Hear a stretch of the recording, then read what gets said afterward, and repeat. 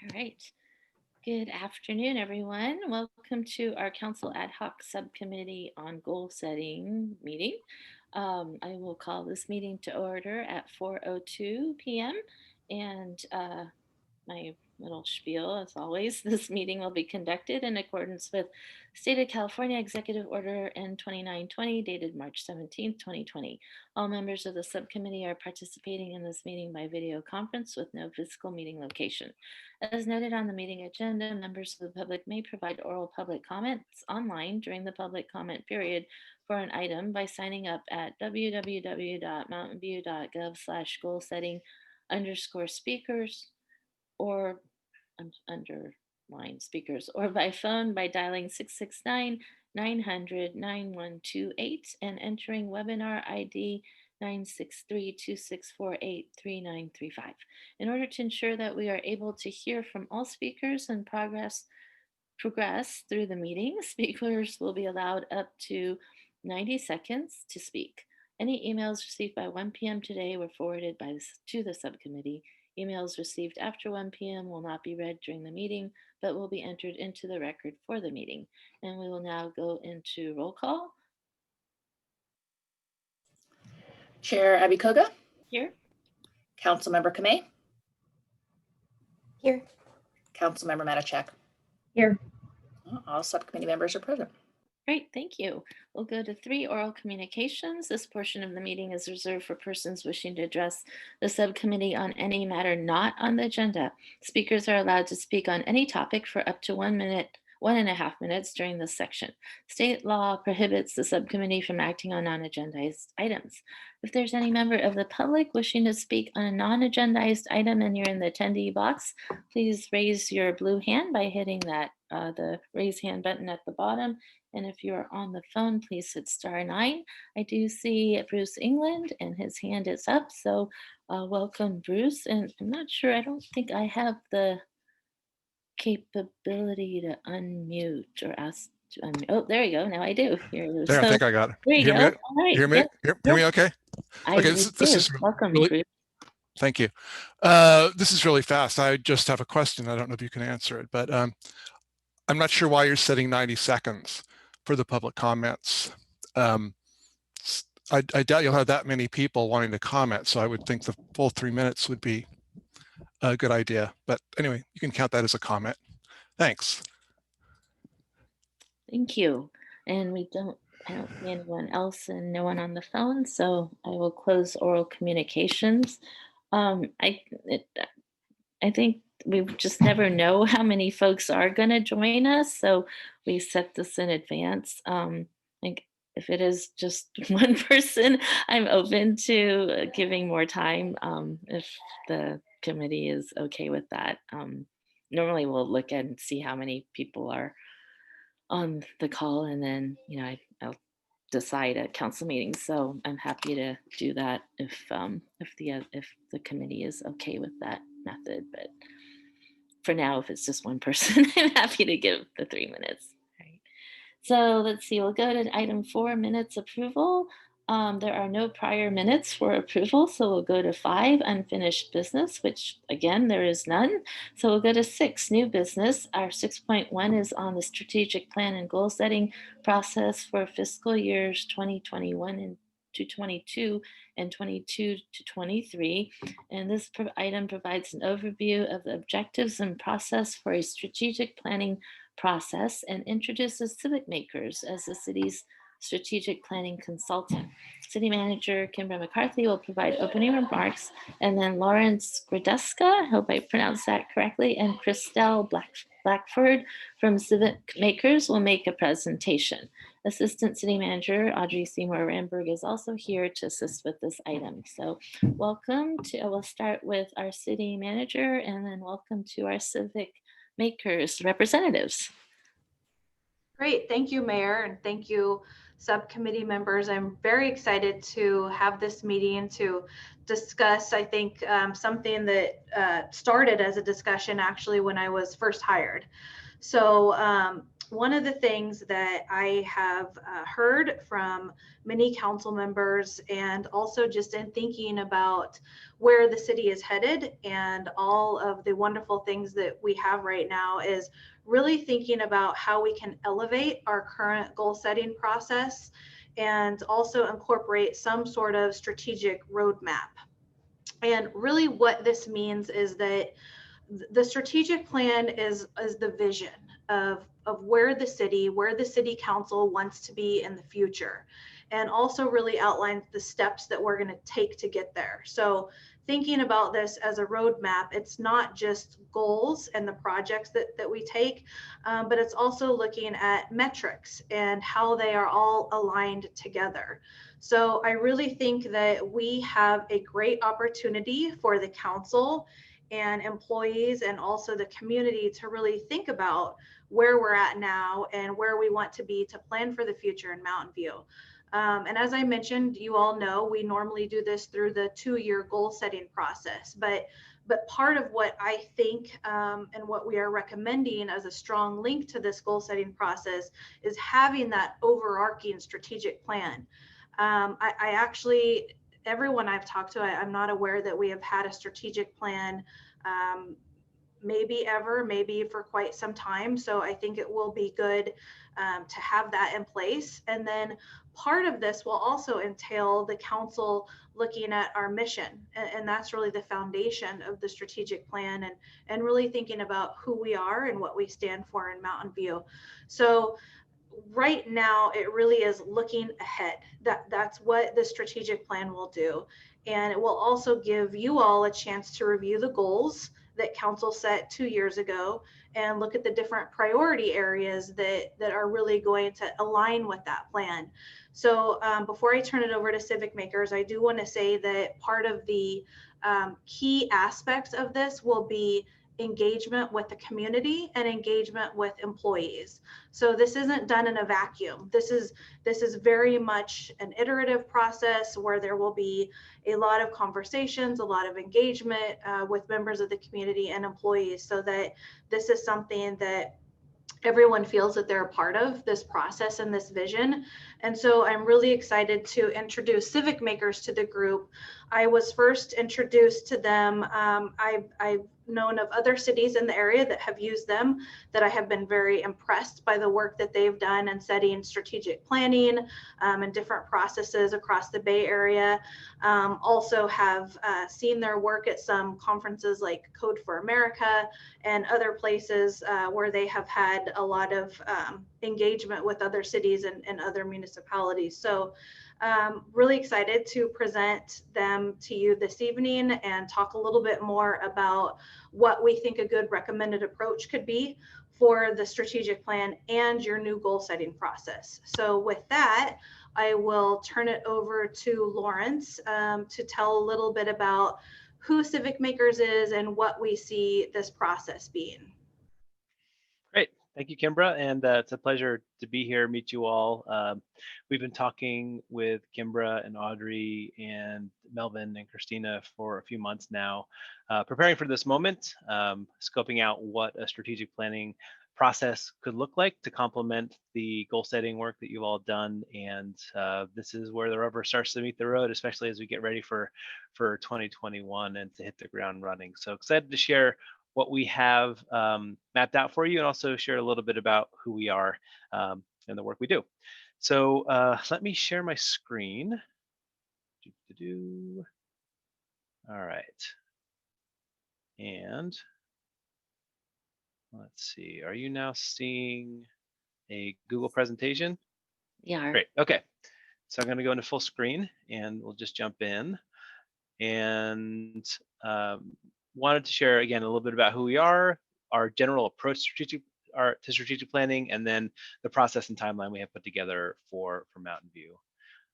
Civic Makers is a consulting firm based in San Francisco, and we often talk about our work as offering collaborative frameworks for designing effective public sector organizations, programs, and services. We've worked with cities and agencies all over California. Our primary base is California and Northern California. We've worked with San Jose, Santa Rosa, Hayward, Fremont, City County, San Francisco.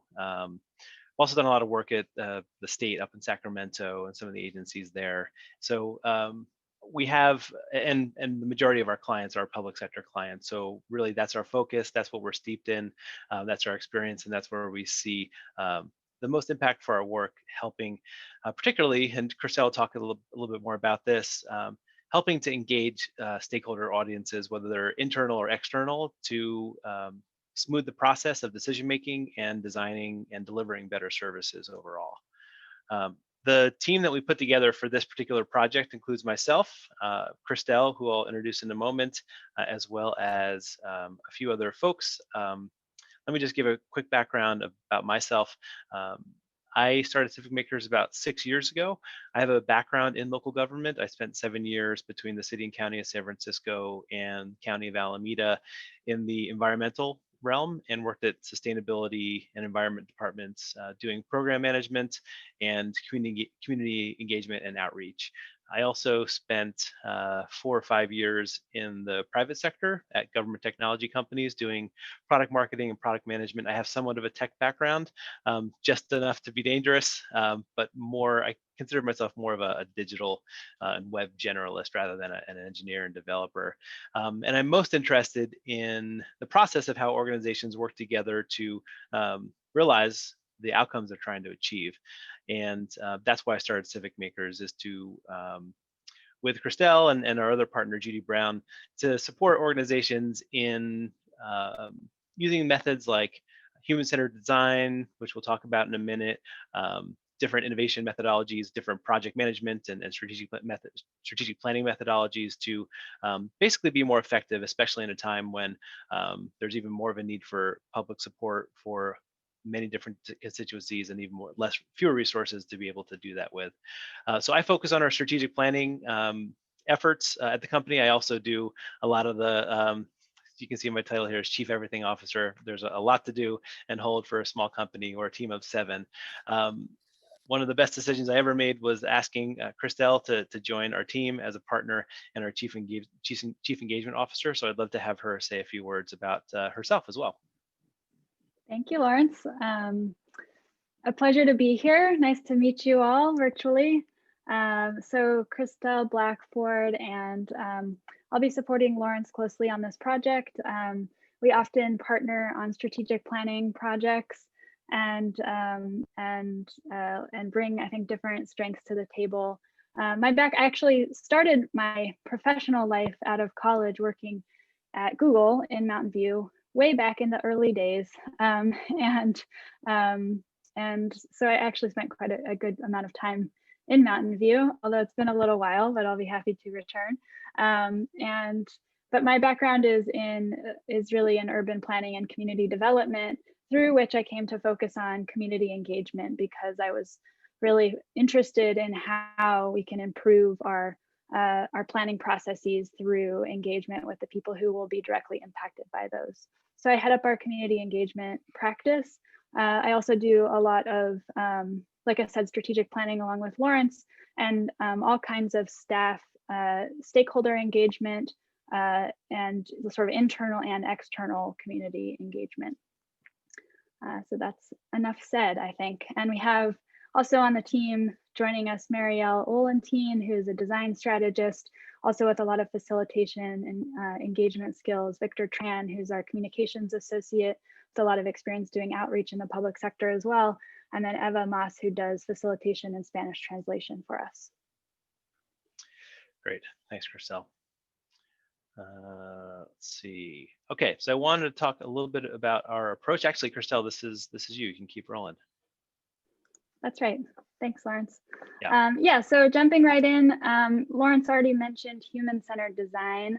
So our approach to strategic planning we consider to be very stakeholder-driven, as is all of our work, and with this underpinning of human-centered design, which is really just a collaborative problem-solving method that we employ, and it often is kind of an invisible source of power behind the scenes, and manifests in the form of really communicating regularly with all stakeholders involved and bringing people along on the process. So there's no surprises and everyone's voices, to the degree possible, represented and incorporated, or at least understood. The next slide here shows our full process.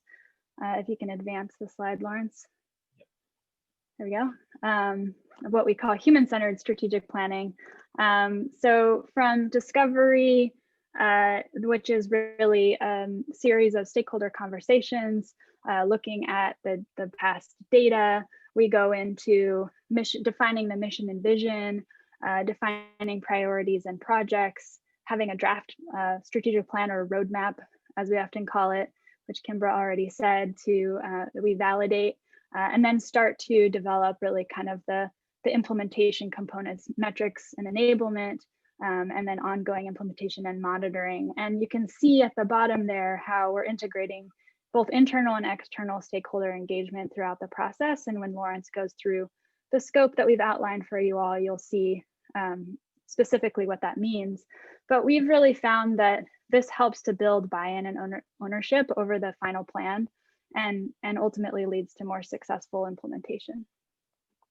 So before we get to our scope, I'm going to share these definitions and then just a few examples from a recent project at your neighboring city, or not quite neighboring, across the Bay City of Hayward. But we know that you all use some of your, some different terms. So I just really want to share this so we're all speaking the same language. And as we continue to work together, we'll likely adapt our terminology to use some of your terms, or come up with our, something new that really fits Mountain View. But just so you're on the same page, we talk about a strategic plan, or sometimes a strategic roadmap, which is kind of the end product that really is the summary of where the city wants to go in the near future, and specifically how it will get there. The components of the strategic plan are the mission of the organization, which Kimbra also referenced, a vision, which is a clear and specific picture of where both the city sort of externally and also the organization internally wants to be in 3 to 5 years. The priorities are the top areas of focus to achieve that vision.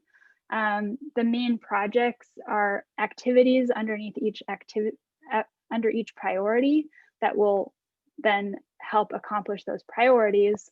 And then the year 1 objectives are these specific outcomes for the first year that help us work towards that multi-year plan. And then finally, metrics, which I think we all use the same term there.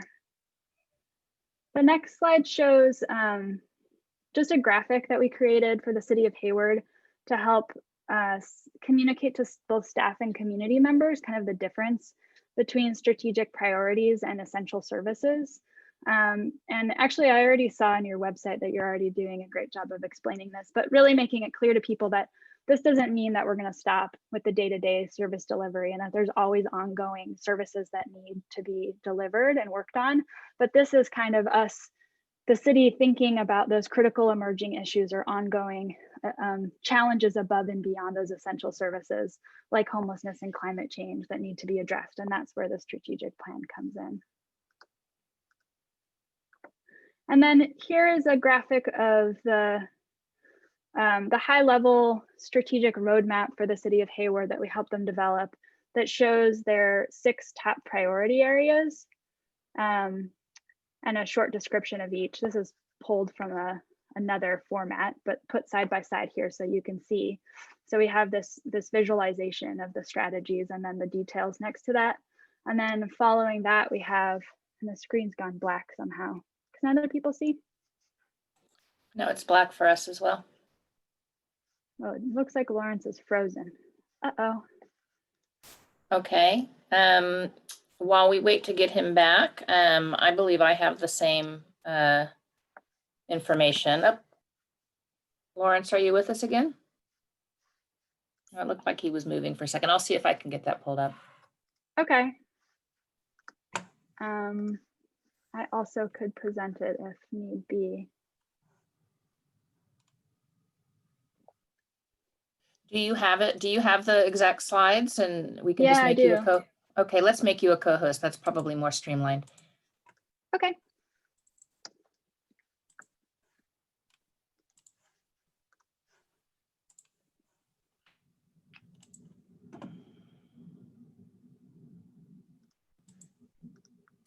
Still saying that I'm disabled to share my You should be screen. good to go now. Okay.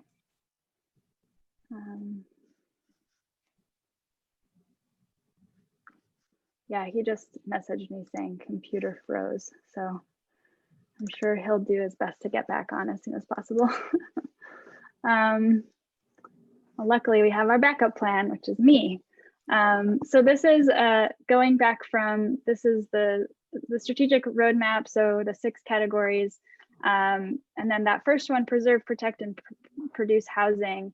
This is not the full work plan, but a list of the projects that corresponded with that particular priority area. So we dug down into the lead department, the support, and kind of how they spread over the 4-year period. And we had some details about contributing agencies as well, or contributing departments.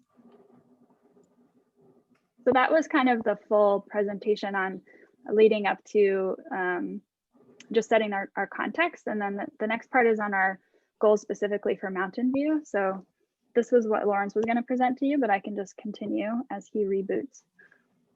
So the goals that we've identified with your help already are to come to alignment on the vision and also the mission for the city of Mountain View through a refined mission and council major goals and priorities. And then coming to staff and council agreement on prioritized projects. So how does the council and the overall vision align with really the day-to-day work of staff? Then the validation with staff and community input. And so I'll show you specifically what that looks like. And then our 2-year, the final sort of output is that 2-year work plan integrated with the budget planning and the process.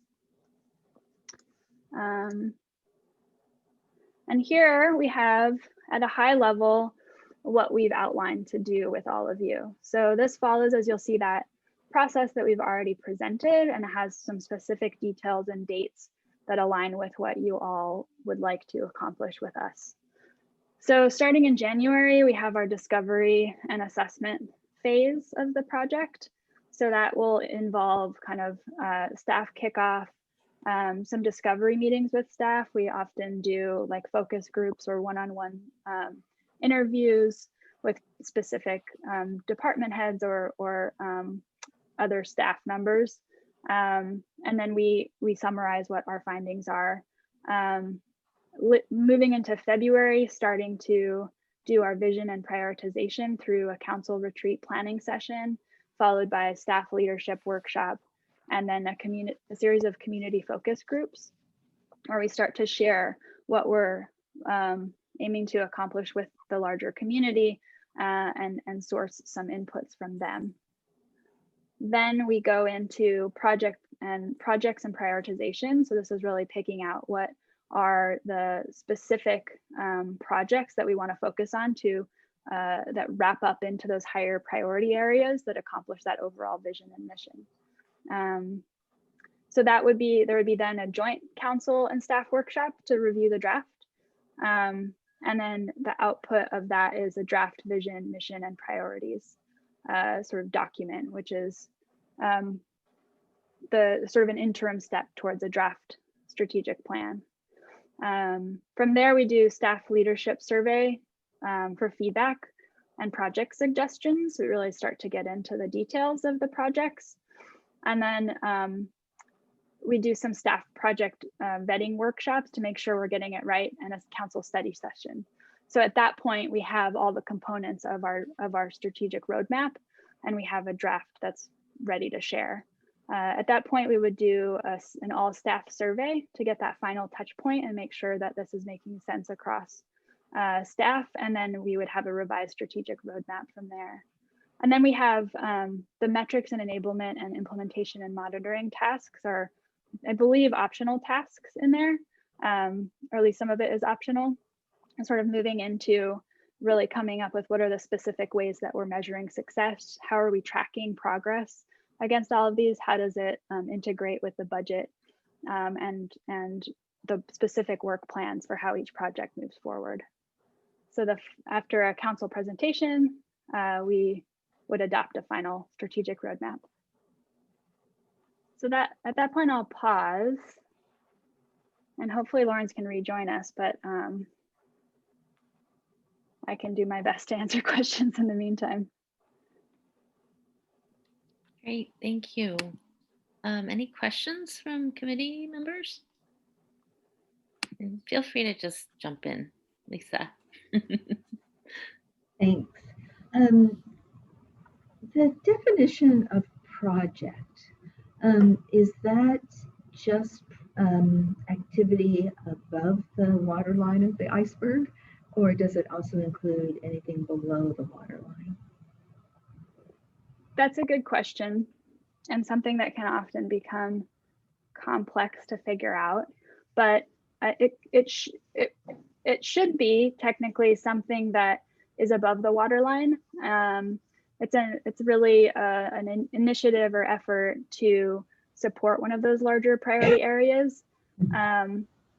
However, it's really up to you how you choose to do this. So it can make sense to say, you know, maybe there's a project that that staff is already working on that contributes to one of these larger priorities, and it's not if it's not considered like a baseline delivery of services, and it can go into the strategic roadmap as something that's really contributing towards accomplishing those goals. We've found through our experience doing these that, you know, that you all are already doing a lot of the work. You know, this is about organizing and coordinating and being really clear on and having that alignment on what are we trying to accomplish. So a lot of the work that's already been being done, you know, will inevitably be, or some of the work that's already being done will be captured in the roadmap.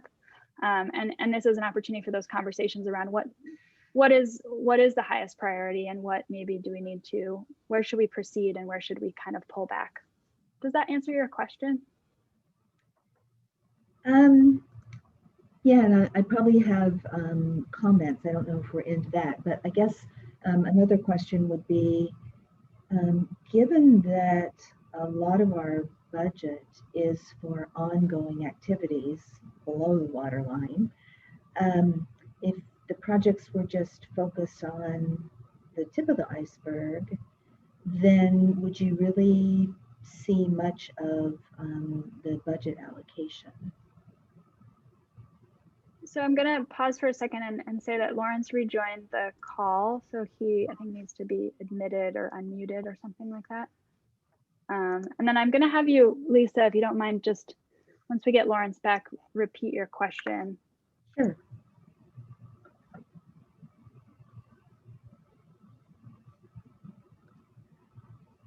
Christelle, is Lawrence the 411 Hi there. number? Okay, great. Yes. All right. Can you all hear Hey, me? Lawrence. Yes. Sorry about that. My computer is still trying to reboot, and it died on this call. That's okay. I'm so sorry, and I deeply apologize. It happens to all of us.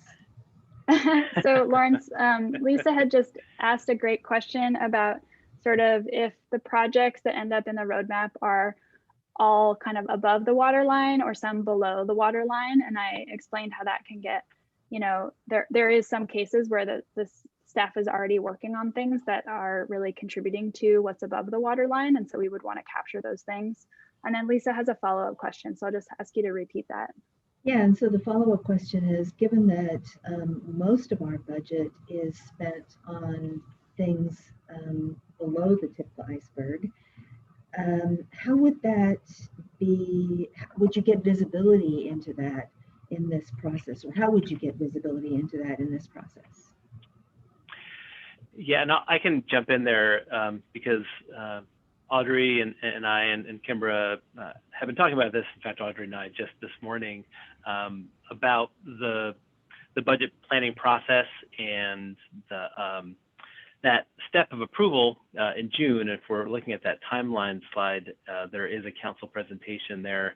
And what we envision, and this is all open for conversation, and honestly, we're still very early in the process. So figuring out sort of how best to integrate this planning process into the process is already underway and institutionalized, like the budget approval process, is up for conversation. But the one way it could work is that, since this is an iterative process and we'll be talking through the strategic projects, probably starting in March and into April and May, there will be some notion of what strategic projects want to be captured in the plan that can be talked about alongside or as part of the entire budget process. So if there's, for example, new projects that need to be added on top of the already existing budget, this gives us an opportunity to say, well, we don't have, where does budget for that specific strategic project come from?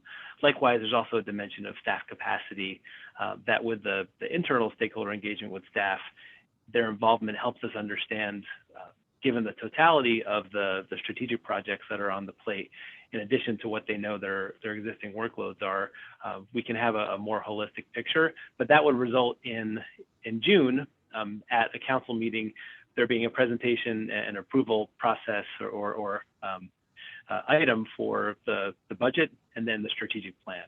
So the budget would be everything, obviously, and then the strategic plan would be those particular items that council and staff, through the input of community and then the entire process, have decided that these are the critical items that we think we really need to focus on to move us forward towards achieving our vision and movement on those council goals or priority areas. So the short version is that there would be a full budget that is put forth for approval alongside the strategic plan that reflects some of those, a subset of those budget items. And Audrey or Kimber, if you have thoughts on that, I'll pass the mic. You reflected what our conversation was, that similar to how we currently do the biannual goal setting, it's in parallel to the budget process, and it calls out specific projects that contribute to the council's major priority goals. And sometimes it requires extra budget resources, and then those are highlighted in the budget document. But the strategic plan doesn't intend to try to speak to the entire budget. Okay, thanks. Ellen, oh, I'm sorry. Did you have other? No, sorry, I said that's it, sorry. Oh, sorry. I see Ellen's hand. Great, thanks. I just had some quick questions about the community forums. So Christelle and Lawrence, I'm sure that there's a way or a method that you used before the pandemic, considering that we'll be doing this in the pandemic. Do you mind sharing kind of what your best practices have been, I guess, on engaging with the community? Sure. Do you want me to jump in, Lawrence, or? Yeah, please go ahead. Now you are on echo, so just to let you know. Yeah, unmuted the phone, so we should be fine. Okay, great question, Ellen. Yeah, so I think we definitely have our considerations around equity and digital divide access issues in terms of virtual participation. So when we, in terms of getting the word out about the opportunity to participate, giving us feedback on this, and in terms of the actual participation, we'll think about what are the key groups that we want to make sure that we're reaching, that are representative across the city, that it's an equitable participation process, and how will we adapt both our outreach and our engagement methods accordingly. So for example, in terms of outreach, often we found that working with key community organizations can be successful even during this time, such that part of our approach is to kind of meet people where they are and understand what's going to work for various groups of people.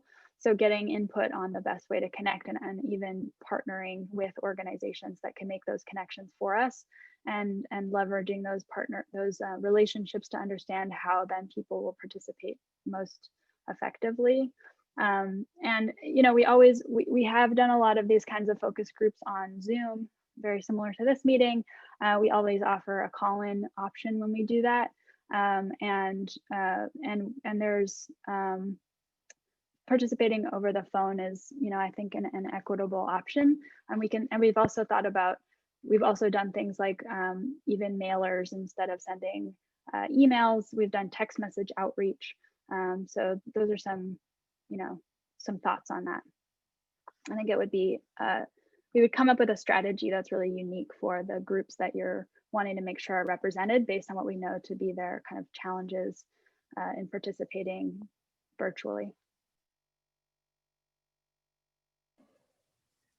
Great. And so is that collaborative process also happening in conjunction with the city? So, one of the things that we've been able to do as a city is hire a chief communications officer, which is really exciting for us. And so, is there like a partnership that Civic Makers does with the city in terms of those communications? We also have, an Office of Multilingual Outreach. And so is that something that you would foresee partnerships in addition to, reaching out to the nonprofit orgs and maybe other types of community serving organizations? Yes, the answer is absolutely yes. And I don't know, I haven't been as involved in the planning conversation, so I don't know if you want to add to that, Lawrence. Yeah, absolutely. Oh, wait, I saw the mute. Okay, how is that? Can you hear me now? Great. So yes, absolutely. Collaboration is part of our approach, and so we really do want to leverage the knowledge and skills and resources that you have on your team and in your community. I have talked to Kimbra and the rest of the team about the new communications officer and the work that's going to happen there, and also how we can basically as we are doing this community engagement and visioning process, use that to inform and learn from as far as the communication objectives that are being mapped out right now for the future. So I would say that the two are very complementary, and nothing exists in a vacuum. So it will be part of our discovery process, is to understand how you've engaged with community in the past, what has gone well, what some of the gaps are, and how we can be additive, not subtractive. And certainly the last thing we want to do is create silos where there's different initiatives happening in different places, and it creates a confusing message for the public or key audiences. So we'll absolutely be thinking about that. And it seems like it's a great time to do it given where you're all at. Great, thanks. And I just have one last question in terms of deliverables. So in the 6-month kind of timeline that I saw, I guess this question is for Civic Makers. As you have those deliverables kind of marked for each month, how have you worked in the past with your other organizations in terms of like keeping them up to date? Would that message or that information kind of funnel to the city manager, and then it would come to council, or kind of what's been the process there, just to kind of update us along the way? Sure. Yeah, well, actually, Audrey is going to be speaking to that once we finish the Q&A section, basically a communications plan. And then this is the beginning of that. I know that Kimbra has expressed a desire to talk with the rest of the council as soon as possible, probably sending them this presentation and any notes. And this will be the start of many more touch points as far as keeping the right groups updated. And that includes council, that includes staff, that includes leadership. And so mapping all that out in a communications plan that we do collaboratively with staff is definitely part of the process. Great, thank you. Didn't mean to jump the shark there. Thanks. No, that's okay. And in fact, great minds think alike. Yeah, I think really we probably don't need to have that in-depth conversation, because Lawrence just said in response to your good question what our commitment would be, which is to use this subcommittee as needed to have more kind of detailed touch points if appropriate, but to keep the full council up to date, starting with a communication this week, sharing this presentation and the next steps, and recognizing our internal employees and our community stakeholder groups as well, and working with Lenka and civic makers to have regular communications to all of those different important stakeholder categories.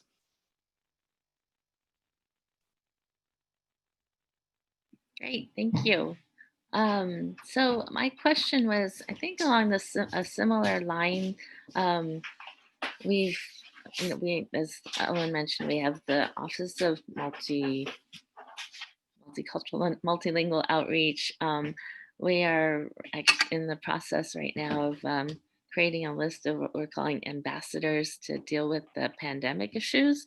So the question was, how do we integrate those outreach tools that we have and are creating to your work in ensuring that we get as many perspectives as possible from the community?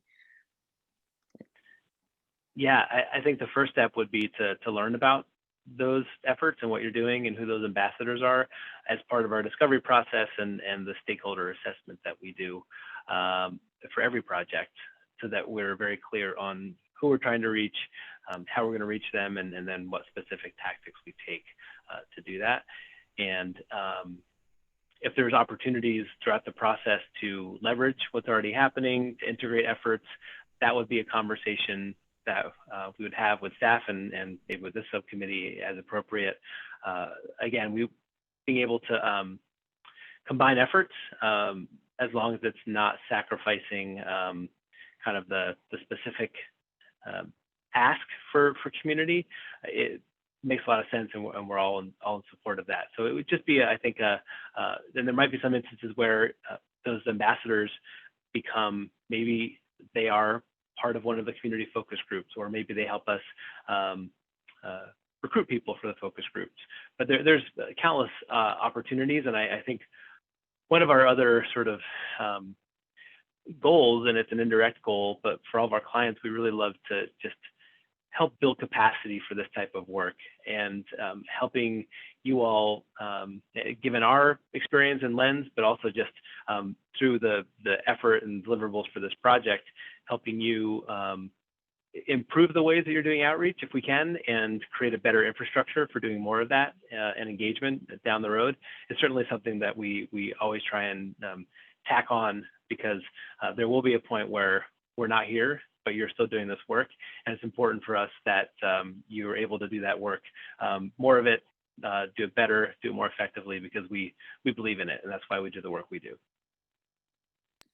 And then as far as the timeline goes, we're talking about our goal setting for the next 2 years, but when we look at strategic planning, it's usually a longer runway. The 3-5 year timeline is what I'm usually more familiar with. So is that what we're really looking at, is something that might actually transcend a couple of goal setting sessions, or yes, or maybe Yeah. we'll just end up changing our timeline, our 2-year timeline, to something more fitting? Yeah, I mean, I think that that's an interesting conversation. For us, there is the vision aligning around, we usually say a 3 to 5 year vision.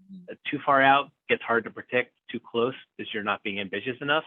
But then part of the strategic planning process is taking that broader vision and chunking it down into smaller, more achievable buckets, goals, projects, et cetera. So that's why the roadmap framework that we use has projects, but also specific objectives. And the objectives, a project might extend over multiple years, but we want to make sure that we've captured the specific objectives to keep that project moving year over year.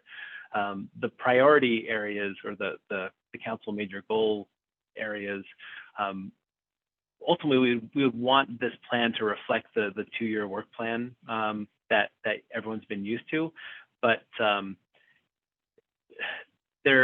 of the strategic planning process is also a cadence of revisiting that through the lens of that 3 to 5 year vision. So I think it's ultimately we want to help institute a process whereby council and staff are clear on what they're doing together, where they're headed, and are able to evaluate that on a regular basis. So it has that longer term directionality, but also is tied to the specific kind of daily responsibilities and objectives. If you want to have a conversation about restructuring the work plan to different other than 2 years, I mean, that's totally on the table. But again, that's something that we would want to talk about sort of in our discovery process. We sort of understand kind of the pain points for how strategic planning has happened in Mountain View in the past. And I think that would probably be the best place to start is how has staff engaged with strategic planning? How has the council engaged with strategic planning? And where are the areas that have made it difficult, both operationally and implementation wise, or on the bigger picture vision side, and where are the areas that we can build on? And I've heard already that the 2-year work plan might be an area to build on, but you know, this is again, we're at the very start of the process. Mayor, if I could add to that. So I think couple things that we've been talking about and thinking about. And the first is, I think we all know, especially now, just in terms of the workload and how the 2-year plan is now, that it's been difficult to get through all of those items in the work plan. So I actually think it might be interesting for council to consider whether the 2-year process works for us anymore. So like Lawrence just said, let's just use an example. If we do maybe 3 to 4 year work plan, just because I know that that's an even year, and obviously we have different election cycles. So, you know, maybe it is something that we consider, whether it's a 2-year work plan anymore or a little bit longer, so that we have time to get through a lot of the things. I think one of the things that we'll need to consider, and so Lawrence, maybe you can give us some insight on how other cities have addressed the issue of when new council members come on in the middle of a strategic plan. So let's say our council adopts a strategic plan next year, and then, you know, in 2 years there's council elections, and then 2 years after that there's council elections. How does that kind of impact the strategic planning process? So maybe you can talk about that for the group, so that we can think of that, because I think that is one of the considerations. But perhaps we think about the 2-year process, you know, and whether that works for council and staff. And then the second piece that I wanted to say was just in terms of timing and how things will all unfold. So January is really meant for civic makers to do all of their discovery and talking to staff or council members and really understanding even further how the process works and how it might work. And then it's going to start with the kickoff at the council retreat on February 6th. So that's really going to be the start of this process when you all have your retreat on the 6th. And then we'll have those check-ins along the way. And I know that there was a slide that showed the different checkpoints with council.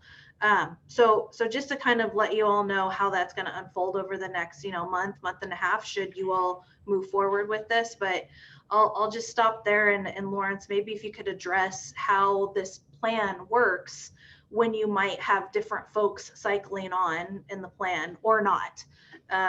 Maybe that would provide some context. Yeah, sure. I mean, part of there's a lot of planning processes already happened, and so, but there's new planning process that we're talking about setting up here, and that would be a conversation amongst all the stakeholders to establish what that process is, and to basically agree to pursue that process, a commitment to that process over the next 2-year, well, just for the future. Ideally, that process gets socialized enough so that all the participants understand their role. They know when they plug in, they know what they get out of it, and that it becomes, it brings more clarity to the organization. Part of that would also be what we call a cadence, but a sort of a rhythm of reviewing the elements of the plan. So at the objective level, or what we might call like the department work plan level, they should probably be checking in on that on a quarterly basis, you know, hopefully to understand how they're making the progress they're making towards their year one objectives.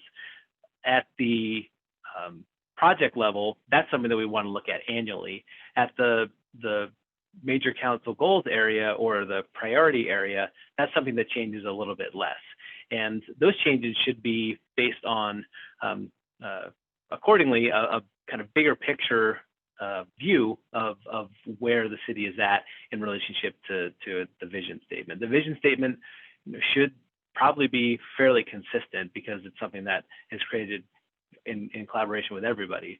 So I think a good example that was emergent this year is the pandemic and sort of emergency response related to that. So how do we, if we were to have a 2-year work plan, and this is when we're reviewing it in our regular cadence, we might look at our priority areas and say, are these priorities areas still reflective of what we know is the landscape of that we operate in and that we need to be responsive to? So there is that, and that becomes a point where the newer members have an opportunity, once they understand the process, to reflect on that. But the idea of a strategic plan is that it provides continuity and stability so that when someone new comes on board, they're not knocking down the door to rewrite everything. But that everyone agrees that there are moments along the timeline where we get to revisit certain things and say, let's talk about this and have a frank conversation about where we're at. So that is, and it's a balance between being responsive to having that continuity and stability.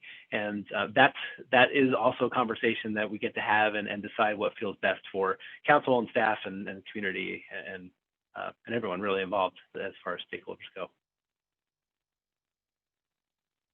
So I don't know if that was helpful, Kimber. And I apologize, but in 5 minutes, I'm going to need to wrap up and go back to childcare for my 2-year-old. Okay. But happy to keep answering questions or answer questions offline.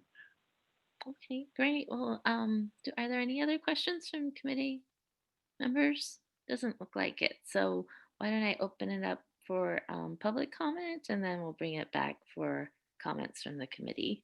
But thank you. And if you have to leave, please take off when you need to. Family first. Okay. Yeah, thank you. It's great to meet you. Thank you so much for yeah, being with pleasure us. to meet you too. All right, I will open this up for public comment. Again, if you'd like to comment and you're in the attendee box, please hit your blue hand up to hit the raise hand button to get your blue hand up. So I see Bruce England. If you'd like to unmute yourself, you should be ready to go. Thank you. Yeah, just really quick. This is all really good information to hear about and to see the timeline, what we're going to be looking forward to in months to come to work on and collaborate on. I actually didn't know we had a communications officer, so Lenka, welcome aboard. And that's going to be an interesting route for communications, hopefully robustly back and forth. I wanted to let you all know, some of you already know, but not all of you, that some of us in the community have formed a group to go over some things that we would like to see adjusted and improved in city communications with the community. And I'm just letting you know, we just started working on this a few weeks ago, and we're really happy with a lot of what the city does, but there's always room for improvement. And that's really what we're focusing on. And once we have material to share with you about our thoughts and things we'd like to do, we'll share those at the appropriate time. And if you have any questions or want to talk with me about this, just get in touch. I'm sure you all know how to get in touch with me. Thank you. Great, thank you. Anyone else wishing to speak?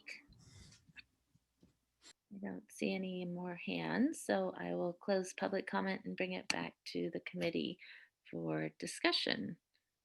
Any thoughts from our committee members? Feel free to jump in. Oh yes, Lisa. So I appreciate the fact that we would do strategic planning. That's kind of my background. And I'm used to a little bit longer term strategic planning than and really our goal setting, I don't really think is strategic planning. I kind of forgot what the vision is for the city, but I'm sure it's somewhere on our website. I was trying to find it during this meeting. But I guess a couple of things. I think it is good if we could have a strategic plan and a vision that lasts beyond the current term of council members, so that when new council members come on board, they are in agreement with that. I think it's hard to, change courses, especially in city government, where, it's harder to, point that ship in a different direction. So I'd love to see if there is a way we can have a process that spans multiple councils. I was thinking that this might be a good opportunity to also help the community get more detail about how the city, or what the city is doing and how we allocate our resources, both people as well as hard dollars. And so that's why I was asking the question about the budget. And if there was a way to do this, I think it would be good to take the activity that is, below the tip of the iceberg and show what those activities are and how much budget is allocated to them. I think our budget, at times can be, for somebody who's not used to working with budgets, it's tough to go through. And when we say, oh, but 80–90% of what we do is ongoing, and we only have 10% special projects that the council has prioritized, I'm not sure what that percentage really is, but if it was even 75% is ongoing, I think the public would like to know what those ongoing activities are and how much we allocate in terms of people and dollars to those. So maybe I'm thinking broader than I should be when it comes to this, but to me it seemed like this was a great opportunity. I know I've been frustrated a little bit with projects that we prioritized 4 years ago are still on the list of things to do. Now granted, COVID has changed that, and rightly so. We should focus on dealing with COVID and helping our businesses and our residents recover. But I'd like to be realistic as we go forward in terms of what is the city's capacity to do not only the ongoing work, but also additional projects. Let's just be very realistic. I think this could be an exciting process. I do want to make sure we reach out to stakeholders that I'm particularly interested in, and that's residents. And I want to make sure the tools we use to reach out to them are ones that reach residents. We do have a lot of special interest groups that are very interested in telling Mountain View what to do, and not all of them live in Mountain View or work in Mountain View. And so I really am very focused on what do our residents, our small businesses, our large employers, what is their vision and what do they think we should be doing? So I recently had this conversation with our city manager. So I think I'm going to send a list of what I consider to be stakeholders and non-stakeholders, just so you have in writing what my thoughts are. But I'm excited about this, and I'm anxious to get going. And I think that's it for now. Thank you. Can I make a comment after that, Mayor, if I may? So Councilmember Matichek, I really appreciate Bye all, I do need to go. Thank you again. Thank you, Lawrence. Really appreciate it. We'll follow up with you. Holidays to you. Okay, good. Bye all. Bye. Bye. No, I was just saying, Councilmember Matichek, I appreciate what you said about just the reality check of what's happening. And I know you all have been hearing me say that a lot over these last several months. You all have been saying it too, but I think we've really reached the apex of that right now with COVID and all the other crises underway, that our work plan, the way it is now and the way we've been doing things, is just not manageable going forward. So I think this is a great opportunity to think about what is going to work for us in the future, have the community involved in this process, but also employees. And that's part of this too, is the department heads will be a part of this, working with council, employees, so that it actually culminates in something that is realistic and that is manageable. Because, you know, you mentioned there's projects that haven't been done. There are definitely, I think, you know, staff wants to complete work. Staff wants to do all these wonderful, great projects, and no one wants to not have things complete. So what it's telling me is that we are very ambitious, and it's probably the timelines that we are, I think, tying ourselves to. And with COVID, and with, obviously we know there was social justice issues, the economic recession, which we know is still continuing into next year, I feel like this is going to be a huge part of what council is going to need to just talk about, because I think this is the chance to kind of right size what our work plan is. Great. Go ahead, Ellen. Great, thanks. So thanks so much to staff and civic makers for joining us. I think that for me, this is a move in the right direction. You know, when I'm thinking about all of this, my goal is to bring greater efficiency to our organization, and how that can improve our effectiveness, right? I think that, you know, every industry is struggling with more limited resources and bandwidth and Zooms that never end. So how do we kind of become, I think, kind of, how are we forward thinking? And I think that's what the city manager was talking about. I think that city government has had to learn how to be more nimble and really had to push themselves even to get into this virtual world that we are now living in due to the pandemic. So, you know, I'm really encouraged by the various community forums that will happen. And, you know, I think this is something I was alluding to in my questions, you know, obviously working closely with the city, obviously working on different languages. I like the idea that civic makers brought up in terms of meeting people where they are.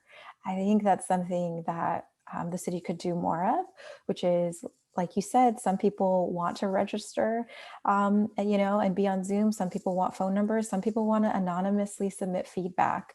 And so the other thing that I would suggest is, you know, I know that the city is looking at, you know, kind of updating our website for the future. And if there could be a hub on our main page so that people know about what we're doing as a community in terms of the strategic plan, being able to freely access those resources, you know, click on the information as we're going along, and then also be able to submit should they choose to go kind of the online submittal route. And this is something that I know that it was like Open City Hall was like the first iteration of this, and now it's called something else, but just, you know, I think that there's a way to kind of keep people appraised of things as it's going on. And I know we've done this when we've looked at kind of precise plan revisions and other things. So I would suggest the same, and appreciate the touch points and the clarification on how this is going to be communicated to council. I think the other part of this obviously is, you know, council being able to be open to change and moving in a different direction and kind of make our way through a different processes.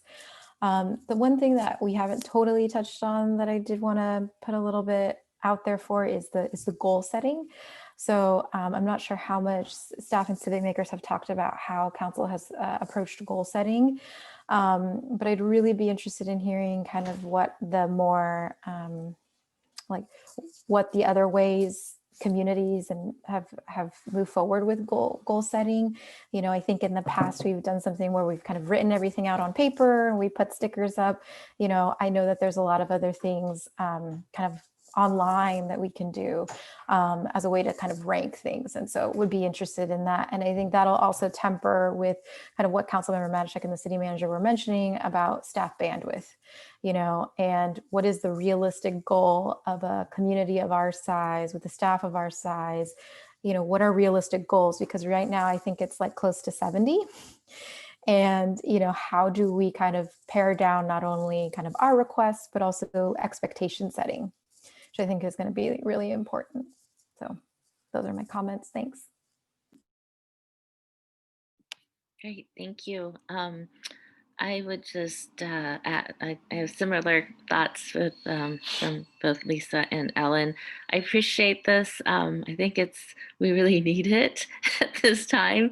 The goal setting process has, has changed over time. When I first started, we were actually doing it every year, and just the process itself is quite extensive.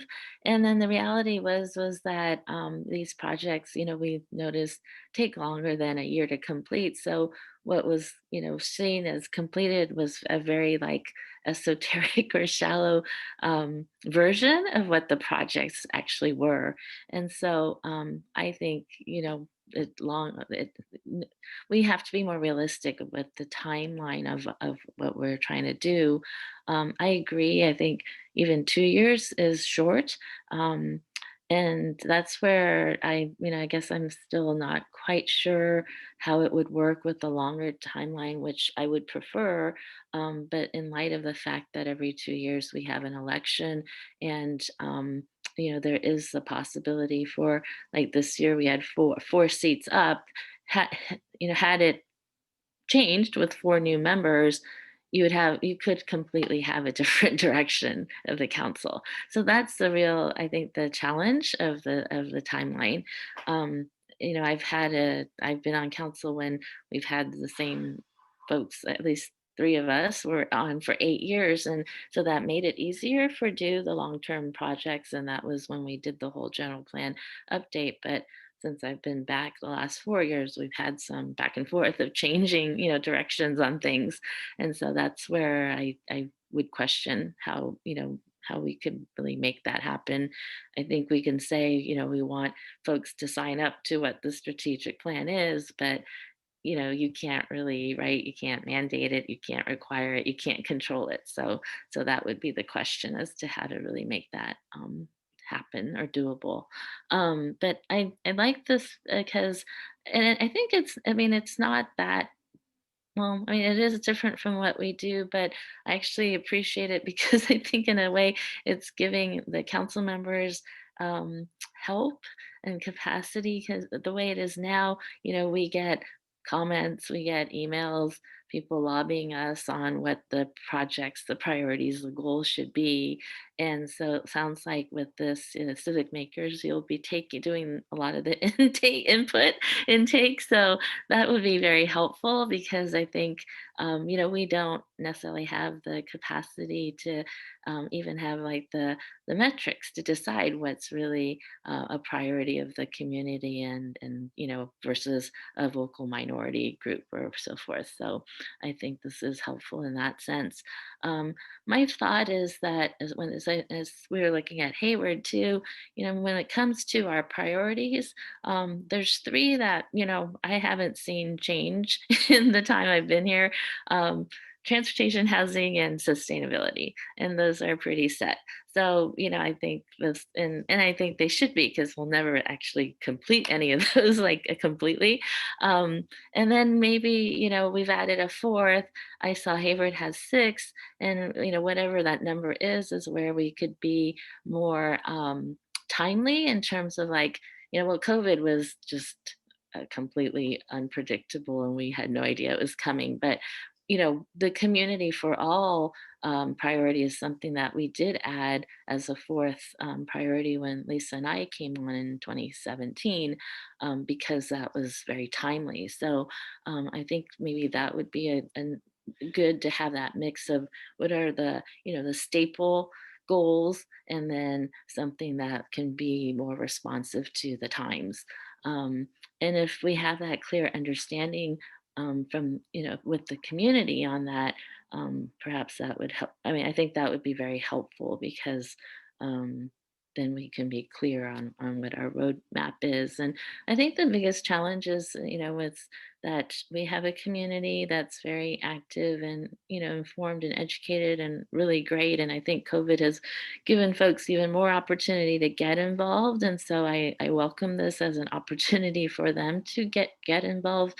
But in light of the capacity issues that we've had in terms of, resources and staff and going into recession, I just really want to be clear and communicate out, what our real capacity as an organization is. We're running, high level, all, like I said, all cylinders. And sometimes I think that that becomes the expectation, but there is a limit to that. And as Kimbra said, I think we're hitting that limit. And I just want to be clear to the community that where we are, so that they can understand, and also kind of give us the space as an organization, the space to take care of the business that we need to take care of. But otherwise, I think this is really great. So thank you very much. Do you need us to vote on anything today, or is this just I don't think so. I think we just wanted to take your feedback to the process, and if you all are comfortable with the time frame that was outlined, then that's what we're going to proceed with. And then we will just make sure that this is part of the goal setting process on the 6th. So sorry, actually the kickoff on February 6th, part of your retreat and the team building. So at this point, I think we got your feedback. I appreciate that. We will look into at least the engagement piece, definitely making sure that we have the clear plan for that. I know that working with Linka and her team will be part of that, and working with Civic Makers. So I don't think we need anything else at this point. So thank you. Great. Thank you very much. And thank you, Christelle, for joining us today. Yeah, thank you for having us. This has been really informative and great start to our discovery process. So we look forward to more conversations. Great. Looking forward to that as well. Thank you so much. Good night, everyone. Take care. Happy holidays to you. We'll go on to item 6.2, then our City Council team building item, and this provides an overview of the objectives and timeline for the City Council team building retreat in February of 2021. Assistant City Manager Audrey Seymour Ramberg will make a brief presentation, and we also have Assistant to the City Manager Christina Gilmore, who will also assist with this item. So thank you. Thank you, Chair. The biannual process is not just for goal setting, but the council also tends to do at least that frequently team building. And it's a good opportunity to get to know incoming council members and talk about expectations and communication and decision-making styles, and see if there are any changes to the group norms that the council wants to use in its work with each other and its work with staff. We are already thinking about that it might be nice to have the opportunity to freshen up our choices around the facilitator for the team building process. And so what we are proposing is that staff manage an RFP process to see who might be interested and what they can bring to that task. With regard to timing, what we learned from Lawrence and his team is that kickoff for the strategic planning with the council is kind of workshop style and not full day. It's a couple of hours. And so we thought it would pair nicely with team building early in the day to kind of do the more relational aspects of getting to know each other and getting started as a new group. And then and that would be facilitated by a team building consultant. And then we would transition after that, perhaps with a break in between, to the strategic planning workshop. So we are looking at February 6th as the date for both of those items during a council retreat. And so that gives us a fairly abbreviated process to solicit interest for the facilitator on team building. We've already brainstormed a list of people to send a very straightforward RFP to, and would expect to receive proposals in early January, that first week in January, and then get under contract quickly so that the selected consultant can do his or her outreach to the council members and use that to form the agenda and the process for the team building. We feel like as staff, we've managed this process a few times over the past year between Christina and myself. And obviously the logistics will be a little bit different this year. Likely it won't be possible to do it in person. If it is, we will, you know, if there's a way and it makes sense, we'll do that. But we feel we can manage the selection and the logistics, and that for time considerations, it would be our recommendation that you delegate that work to staff. But I know in the past we've done it a couple different ways, and one of those ways has included interviews by this subcommittee to be part of that selection process, but that would not be our recommendation at this time. Great. Any questions from committee? No. Okay, I'll open up for public comment. Any members of the public wishing to comment on this item? If you're in the attendee box, please raise your blue hand. If you're on the phone, please hit *9. And I don't see any hands, so I will close public comment and bring it back to the committee for discussion. Yes, Ellen? You know, I'm comfortable with staff managing the RFP and the selection process, and appreciate the opportunity to just kind of maybe get a fresh, you know, perspective in terms of facilitation. And you know, we're going to be we just talked about our strategic goals and goal setting, and so I think the time is right to kind of see if there's like a mesh in terms of kind of what we just discussed and who might help, you know, be facilitating that process. So I'm comfortable. I don't know if you need a formal motion or vote from us. No, okay. I'll just voice my support then. And Lisa? Thanks. I'm also comfortable with staff picking the facilitator. I was wondering if we would also be thinking of a check-in like we did this time 1 year in, to see how things are going and if there's anything we need to address. And I see some heads going up and down. Yes. So Councilmember Matichak, what I see being beneficial for the new council this coming year is to have the retreat in February and also one in September. So I believe that the council meetings that you all adopted in November does reflect a September meeting as well. So there'll be that kind of a 6-month check-in. I know we weren't able to do that this past time around just with everything COVID related, but I do think we'll definitely have that opportunity next year. Great, thank you. And I'm perfectly fine with the proposal as well. So I think you have unanimous support there. Great, thank you. Anything else on this item? No? I don't think so. Okay. I think that we have everything we need and really appreciate all of the feedback. I think I'm very excited about this process, and I think staff is excited to do this too. I really see this as being a great step in helping elevate where we're already at and really take us into the future. So very good, very exciting.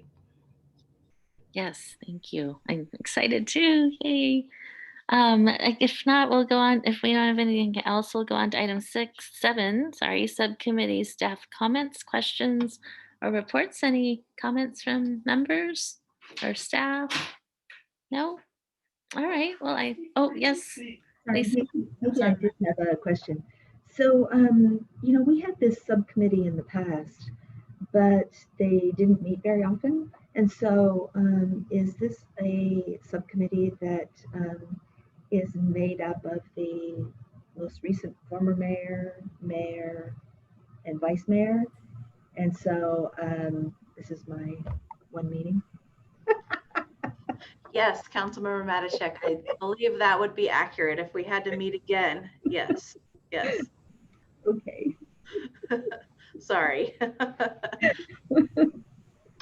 Unless we meet before January 12th, right? Which That's we true. could potentially do that. All right. Any other comments or questions? Reports? Yes. Yes, Ellen. Oh, I just wanted to add the support for the check-ins, and I just wanted to make sure. And then I guess if staff could let us know in Council Connection or something, if it might be possible to have whatever we're doing for the strategic plan on our new site. I just would love to get the follow-up on that, and then that way we can just share it with the community. But that would be my only request. Thank you. Great. And I support the check-in as well. So, all right. If there is nothing else, then we will stand adjourned at 5:22 p.m. Thank you so much, everyone. I don't know if I'll see you all before the holidays, so